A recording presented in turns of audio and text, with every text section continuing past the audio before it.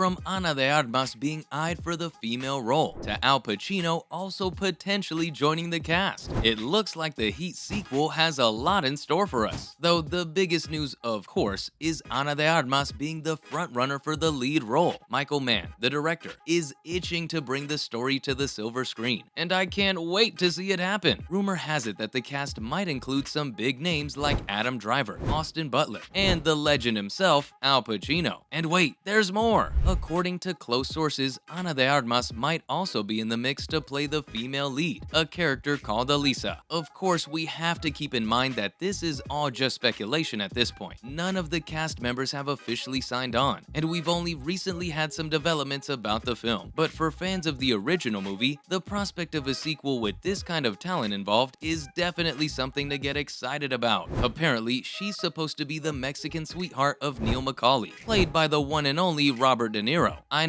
know, this all sounds too good to be true, but keep in mind that it's just a rumor for now. At this point, all I can say is a movie buff can dream, right? Anyway, now that we know she might secure a spot in the movie, fans are also curious as to what it's all gonna be about. So let's take a look at the basis of the novelization. Okay, buckle up, movie buffs, because I've got some more juicy details about Heat 2. So, according to the official synopsis of the novel, the story picks up right where the first movie ended. Chris Hurley's, played by Val Kilmer, is in a world of trouble. He's hiding out in Koreatown, wounded and pretty much losing his mind. Meanwhile, Al Pacino's character, LAPD detective Vincent Hanna, is hot on his tail, trying to capture or kill him. You see, just hours earlier, Hanna has a huge shootout with McCauley at the base of an LAX runway, though sadly McCauley doesn't make it out alive. So now Hanna is on a mission to take down the last surviving member of McCauley's crew. But here's the thing, we're also taken back in time to 1988, 7 years before the events of Heat. We get to see McCauley, Scheherlis, and their crew in action as they pull off heists all over the West Coast, the US-Mexico border, and even Chicago. And you guessed it, Hanna is still on their tail, pursuing them through the dark and wild places, even though he can't seem to reconcile his own story. Plus, if that's not enough, we also get a parallel narrative that explores the aftermath of McCauley's scores and Hanna's pursuit, which has unexpected repercussions that stretch through the post-Heat years. Phew, that's a lot to take in, right? But trust me, if you're a fan of the original Heat, this sounds like it's going to be a thrilling ride. I can't wait to see how it all plays out on the big screen. Many have also wondered why Anna is the sole pick for this role, and here's what attracted the creators of the movie to get her onboarded. I mean, it's Ana de Armas. That name has been making the rounds lately. I can understand why people are curious about her being eyed for a role. It seems like her star has been on the rise lately, and I'm not just talking about her nomination for playing Marilyn Monroe in Blonde. Who knew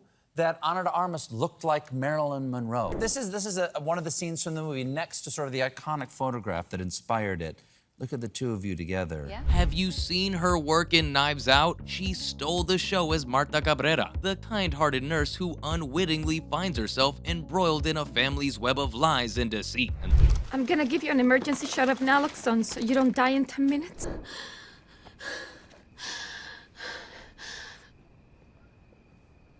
He's not here, Harlan.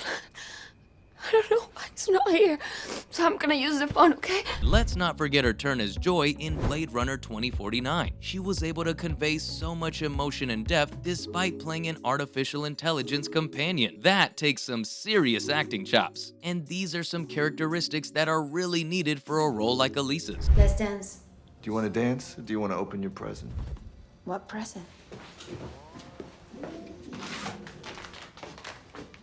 So it's no surprise to some movie buffs that she's the preferred choice for this role. All in all, it's no wonder why Ana de Armas has been catching the eye of filmmakers and casting directors. She's proven herself to be a versatile and captivating performer, and it looks like she's only going to keep climbing higher. Who knows what exciting role she'll take on next? One thing's for sure, however, and it's that we'll be eagerly watching and cheering her on. With that said, Ana isn't the only star we'll get to see. So, are you ready to to check out the other wonders they have in store for you. Because according to insiders, Warner Bros. Is in negotiations to come on board to develop the project. And get this, the movie won't just be a rehash of the original story. Michael Mann, who directed the first film and recently turned it into a novel, is teaming up with Meg Gardner to craft a brand new tale that explores the lives of the characters before and after the events of the first movie. But you're making a bit of a career turn or twist. It may be perceived as a twist. For me, it's not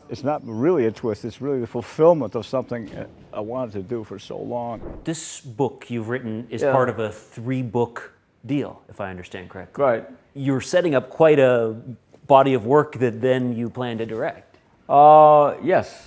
And as if that wasn't exciting enough, rumors are flying around that Adam Driver is in talks to play a young Neil McCauley. You might recognize Driver from his recent work in Man's Ferrari, which received rave reviews. It's always thrilling to see actors and directors come together again to create something new and fresh. Of course, there's still a lot of work to be done before we can start lining up at the theaters to catch Heat 2. And the man taking the lead is a mastermind. But it's great to hear that Michael Mann is taking the lead and driving this project forward. And who knows, maybe we'll even see New Regency, the studio that co-financed the original film, hops on board as well. All in all, it sounds like the stage is set for another adrenaline-fueled ride through the criminal underworld. Let's just hope that this time around the heat isn't too hot to handle. And if you thought Adam and Anna were all that they had planned for us, you are so wrong. We might even get to witness Al Pacino in all his glory. Talk about a jackpot. Hold on to your hats, folks, because we have some epic news. Al Pacino is in final negotiations to team up with Michael Mann once again for Heat 2. Now that's a reunion we can all get behind. Vincent Hanna, the character Pacino played in the original 1995 film, is one of the defining roles of his career. And let's be honest, who wouldn't want to see more of the intense and nuanced performance that he brought to that character? It's exciting to think about how Pacino will bring a new depth and dimension to the role now that we get to see him in a new light. I mean, while the 82-year-old Pacino has been more selective with his screen roles in recent years, he certainly has not lost his touch. Just look at his incredible performance in Ridley Scott's House of Gucci, and it looks like the sequel won't just be revisiting the same old story. The movie will have flashbacks of Vincent and Neil's younger years. This will add a whole new layer to the characters we thought we knew so well, and with the potential of Austin Butler joining the cast as Chris, it's clear that Heat 2 is aiming to shake things up and take the story in exciting new directions. Anyway, with Ana de Armas, Al Pacino, and the rest, clearly Heat 2 is shaping up to be a must-see film for fans of the original and newcomers alike. With these stars at the helm, we're sure to be in for an intense and unforgettable ride. And that's all I had for you today on how Ana de Armas is being eyed for the role of Elisa for Heat 2. Thanks for watching, and I'll see you next time.